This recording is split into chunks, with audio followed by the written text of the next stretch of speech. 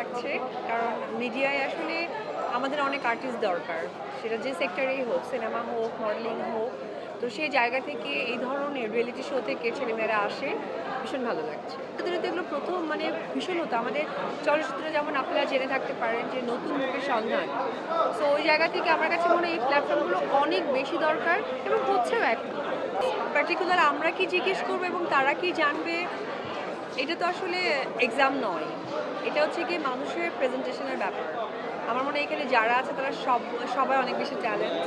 সময়ের সাথে সাথে তারাও শিখে যাবে, বুঝবে এবং ভালো কিছু প্রেজেন্ট করবে। আজকে এত ভালো ভালো ট্যালেন্ট সব ছেলেমেয়েরা ছিল, আমরা যারা জাজে ছিলাম আমাদের খুবই প্রবলেম হচ্ছিল তাদের জাজমেন্ট করতে। সো সেই জায়গা থেকে কিছুটা সময়ও লেগে গেছে আমাদের। তো আমার কাছে মনে হয় তারা অনেক ট্যালেন্ট। এই জগৎটা যেহেতু তারা চিন্তা করেছে এবং কাজ করবে, আমার মনে হয় সব কিছু তখন জানতে পারবে। ভীষণ কঠিন, সিরিয়াসলি।